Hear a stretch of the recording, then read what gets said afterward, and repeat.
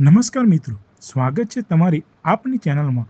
શું તમારા ઘરે પણ ફુલકા રોટી બનાવવામાં તકલીફ પડે છે? શું તમારી રોટી ફૂલતી નથી અને કડક બની જાય છે? તો ચિંતા કરશો નહીં.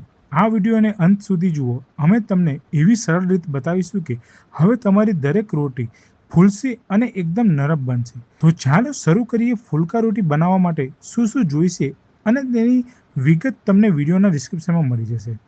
સૌપ્રથમ ઘઉંનો લોટ લો. જેટલા લોકો માટે રોટી બનાવવી હોય તે પ્રમાણે લોટ લઈ શકો છો. પછી સ્વાદ પ્રમાણે મીઠું ઉમેરશો. જો તમે મીઠું ખાતા ના હો તો તેને સ્કીપ કરી શકો છો, પણ અમે અહીં નાખીએ છીએ. ત્યારબાદ તેમાં થોડું તેલ ઉમેરો. તેલ ઉમેરવાથી રોટી એકદમ નરમ અને મુલાયમ બને છે. હવે મીઠું અને તેલ લોટમાં બરાબર મિક્સ કરી દઈએ. ધીમે ધીમે પાણી ઉમેરતા જાઓ અને લોટ બાંધતા જાઓ. યાદ રાખો, લોટને નરમ રાખવાનો જ છે, બહુ ઢીલો નહીં.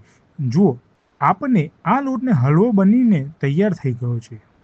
લોટ બંધાઈ જાય પછી તેને નાના નાના લુવા બનાવીને રોટી વણી લો.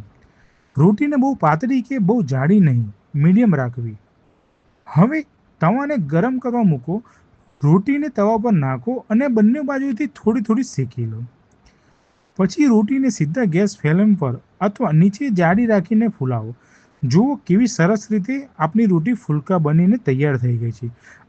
આ રીત અપનાવીને તમારી રોટી ફૂલે કે નહીં તે અમને કોમેન્ટ્સમાં જરૂર જણાવજો.